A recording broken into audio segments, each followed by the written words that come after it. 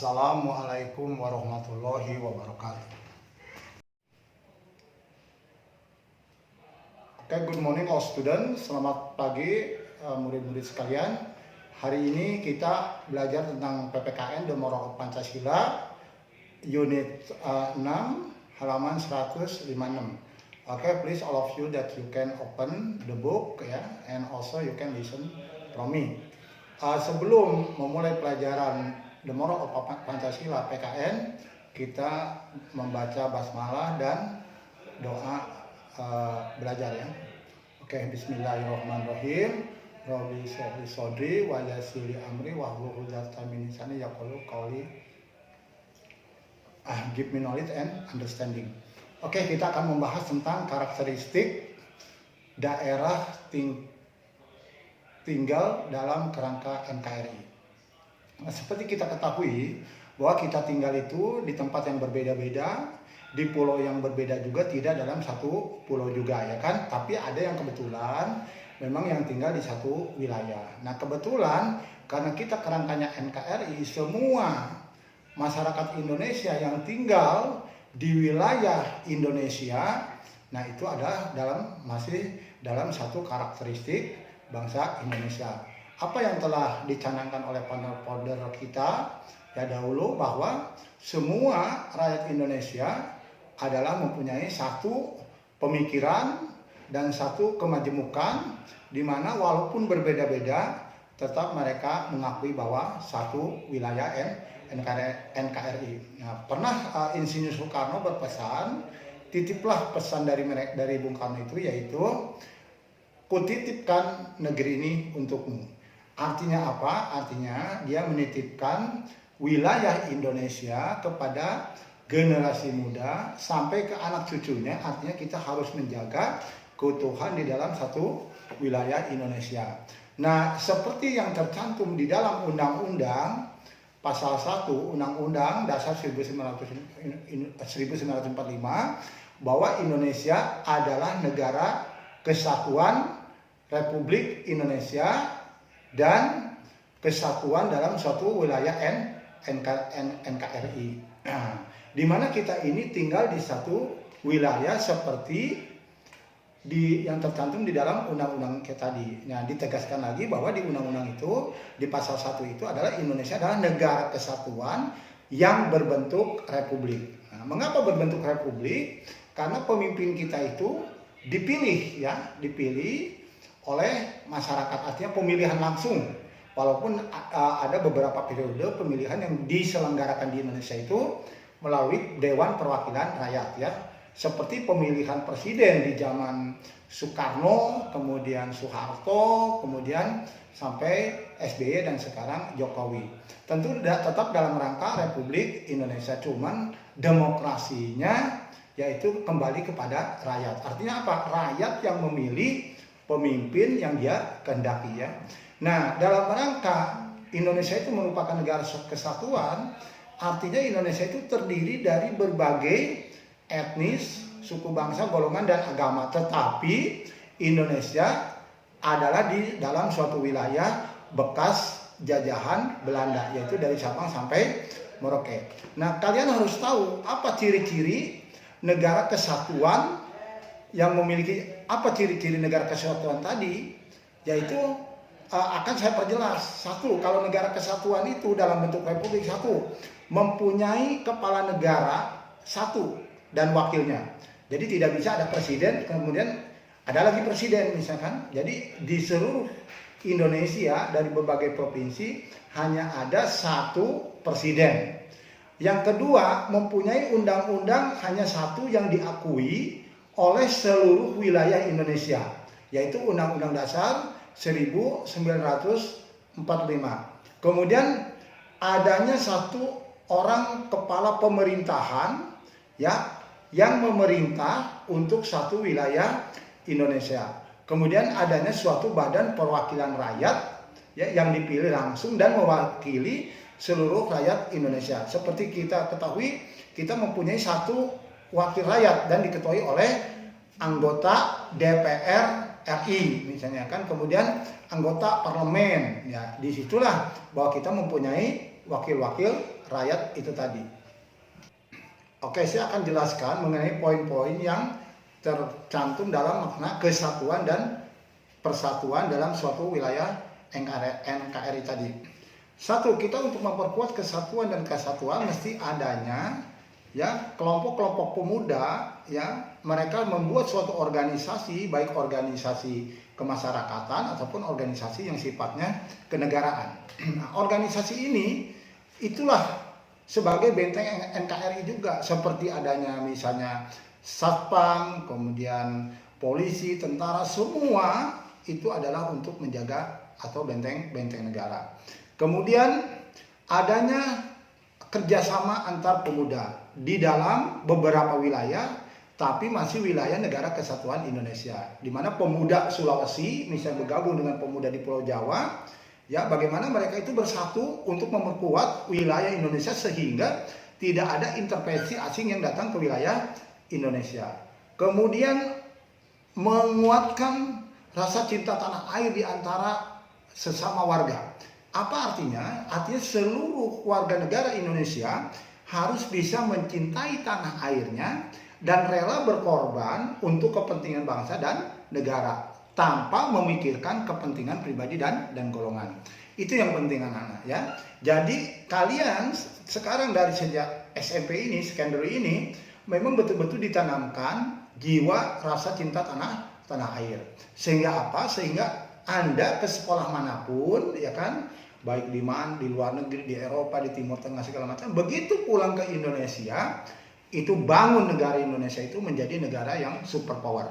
Nah kita lihat salah satu contoh negara Jepang ya, rakyatnya disekolahkan kemana-mana, ke Eropa, ke apa, tapi mereka ingat setelah pintar, mereka kembali ke Jepang dan membangun negara Jepang menjadi negara yang ekonominya begitu kuat.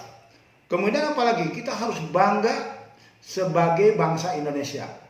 Ya, jadi kalau misalnya ada negara lain, bangsa lain yang melecehkan kita, nah kita harus mempunyai empati. Jangan dilecehkan, diam aja misalnya itu kan, apalagi sampai menyinggung dan menginjak-injak harkat dan martabat. Nah, artinya kita mempunyai memiliki rasa kebangsaan yang tinggi sehingga terpatri di dalam dirinya bahwa dia akan berkorban untuk kepentingan bangsa dan tanah air. Karena apa?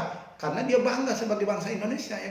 Negara yang besar, sumber kekayaannya yang luas, apalagi kita mempunyai tenaga-tenaga ahli misalnya, maka semua kekayaan alam kita akan dikelola oleh bangsa sendiri.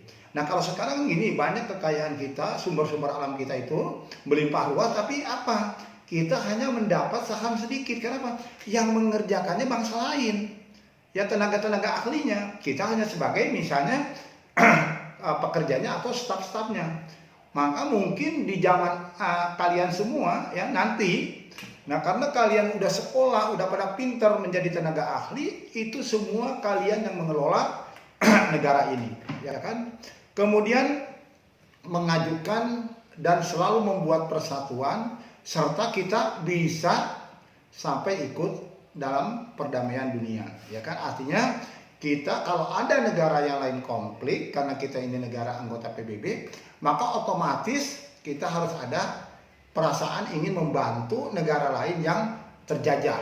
Ya, karena kita sudah jelas di dalam undang-undang ya bahwa kita adalah negara yang anti penjajahan. Artinya kita pergi membantu negara lain bukan untuk ikut mencampuri, tetapi untuk mendamaikan kedua belah pihak yang berkonflik. Artinya kita tidak ikut campur dalam suatu peperangan itu, tapi kita mendamaikan kedua bangsa yang konflik. Maka kita sering mengirim pasukan, bisa zaman dulu ya ke Kongo, ya ke Zaire, ya itu pasukan-pasukan Garuda itu dikirim, dan kita alhamdulillah ya dihormati dan diakui oleh negara lain bahwa Indonesia adalah negara yang cinta damai.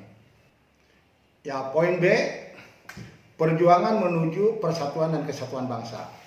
Nah, saya akan jelaskan ya bahwa untuk menuju persatuan dan kesatuan bangsa ini tidak hal yang mudah. Karena apa?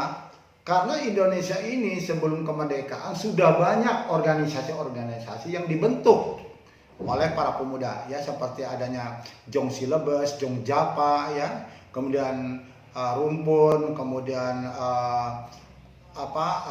Sekar Sundan, ya, banyak sekali organisasi-organisasi kedaerahan yang dibentuk. Apa tujuannya? Untuk melawan penjajah supaya Indonesia cepat merdeka. Tapi apa yang terjadi? Semua bisa dikalahkan oleh Belanda. Karena apa? Karena pihak asing atau pihak Belanda mempunyai taktik, yaitu politik DPD impera, artinya politik adu domba. Jadi biarin Indonesia berkelahi dengan orang Indonesia sendiri. Nah, maka organisasi-organisasi kepemudaan yang waktu itu dibentuk, ya seperti tadi yang Josi Lebes, Jong Amun segala macam, tidak bisa berhasil karena masih sifatnya kedaerahan, belum mencakup seluruh yang ada di wilayah Indonesia, belum menjadi satu kesatuan maksud saya, ya kan? Nah, dengan lahirnya organisasi yang bercorak modern, yaitu organisasi Budi Utomo, ya, maka Indonesia bisa bangkit pemudanya. Karena apa? Seluruh pemuda di Indonesia digabung dalam suatu organisasi yang namanya organisasi Budi Utomo, ya, yang lahir pada tanggal 20 Mei 1928, di mana ketuanya waktu itu adalah Dr. Stomo. Nah, Dr. Stomo ini adalah pelajar distopia. Mereka menghimpun dokter-dokter atau calon dokter, dimasukin ke organisasi ini sehingga terjadilah kaum terpelajar.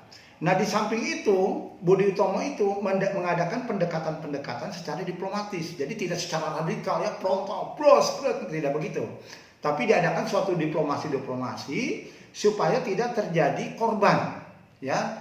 Maka organisasi Budi Utomo sangat dihormati, sangat dihormati dan juga sangat disegani. Karena apa? Karena ini adalah suatu organisasi modern yang sudah jelas ADART-nya tertulis dan tertuang dalam suatu pembukuan yang lengkap, ya. Maka dengan adanya organisasi Budi Utomo ini terbentuklah suatu kesatuan yang mana mempunyai suatu pemikiran bagaimana Indonesia mencapai kemerdekaan dalam waktu yang secepatnya.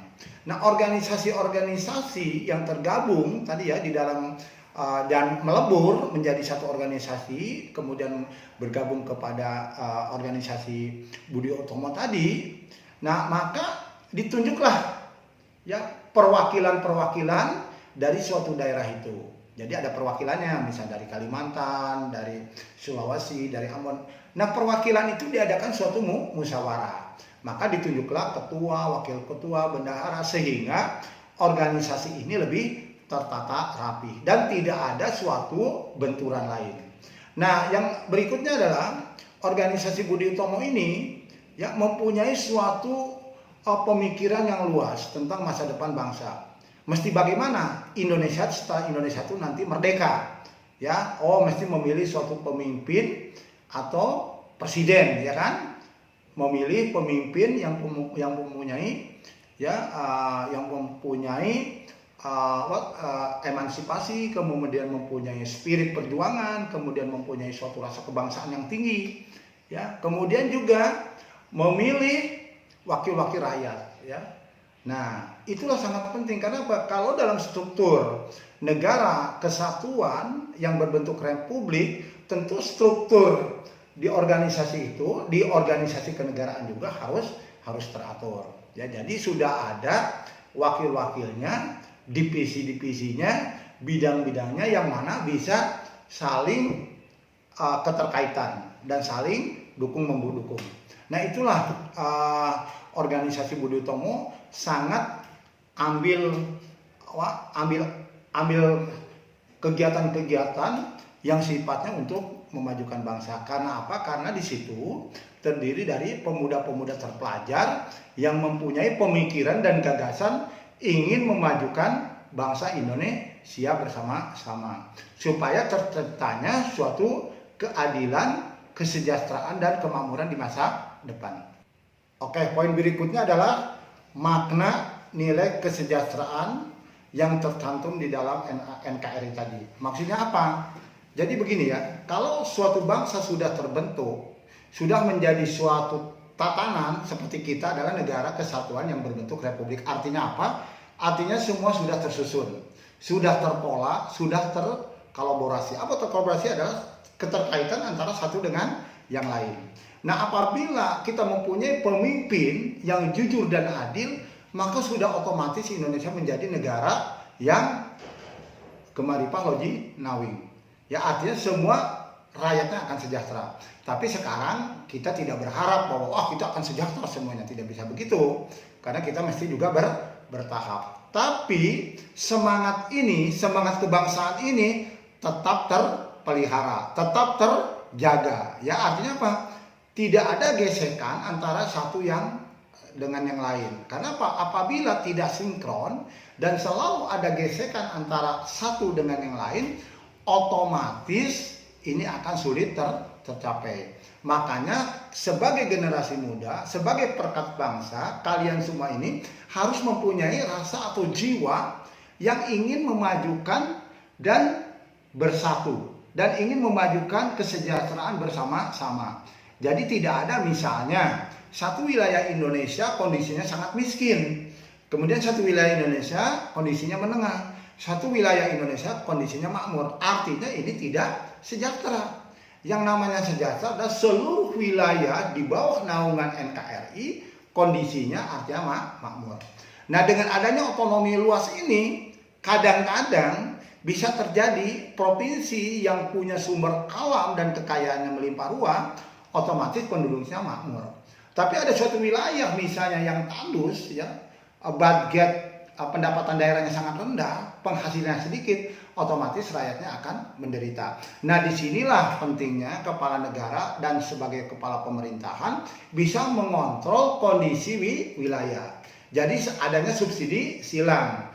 Daerah yang makmur mensubsidi daerah yang kurang makmur. Nah, kadang-kadang hal ini sebenarnya sudah dilakukan, tapi ada saja oknum-oknum yang menggunakan kesempatan dalam kesempitan. Contohnya, adanya pengiriman sembako ke daerah ini, ke daerah, tahu-tahu dipotong di jalan, akhirnya apa? Tidak terkirim semua. Artinya ada tikus-tikus koruptor-koruptor ini yang ngambil hak rakyat, ya, untuk kesejahteraan pribadi. Nah, ini karena apa? Karena akibat dari mentalnya jelek. Makanya mengapa kalian belajar agama, PAI segala macam, supaya mentalnya menjadi baik, ya kan? Jadi ketika menjadi pemimpin tidak mau korup, karena itu bukan hak kita.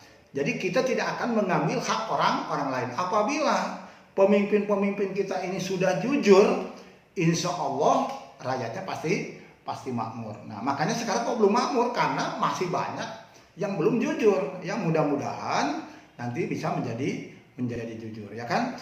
Dengan terpeliharanya kondisi NKRI ini, ya, yang dijaga oleh kaum pemuda, ya, berserta barisan-barisannya, otomatis negara kita tidak akan dianeksasi negara lain atau diikut campur adukan oleh negara lain, ya. Artinya negara lain akan tidak berani mengganggu kondisi keadaan negara Indonesia yang sudah kuat, gitu. Makanya kita mesti kuat dari segi ekonomi, kemudian juga dari segi militer. Karena yang berbahaya itu adalah dijajah ekonomi. Kita mati pelan-pelan, ya kan? Tapi kalau dijajah misalnya secara senjata, kan berarti orang ditembak langsung mati, selesai urusannya. Tapi kalau dijajah ekonomi ini secara pelan-pelan, artinya kita mati itu pelan-pelan. Ya, kita perlu mati, anak kita juga kena, gitu kan? Makanya kita jangan sampai ekonomi itu kita lemah.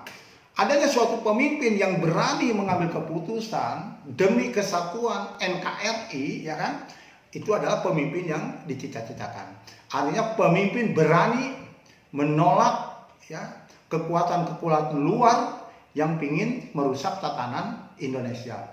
Jadi Indonesia adalah negara yang berdiri sendiri, tidak bisa dicampuri oleh negara lain. Artinya Indonesia mempunyai kedaulatan penuh yang dijamin oleh Undang-Undang Dasar 1945. Nah, itulah pentingnya kita semua menjaga kondisi dan tatanan negara Indonesia ini. Ya, saya kira sampai di sini pelajaran The Moral of Pancasila PPKN. Ya, mudah-mudahan semuanya kamu mengerti. I hope so that all of you understand. Ya, sebelum mengakhiri pelajaran ini, mari kita tutup dengan doa Syekh Hamdalah dan doa Ratul Majelis. Nah, untuk tugasnya nanti mungkin saya bisa di WA atau dikirim ke GC ya, Google Classroom. Oke, kita mari berdoa bersama-sama. Kita tutup dengan hamdalah dan doa Ratul Majelis. Alhamdulillahirabbil alamin. Subhanakallah wa bihamdika asyhadu an la ilaha illa anta astaghfiruka wa atubu ilaik. Assalamualaikum warahmatullahi wabarakatuh.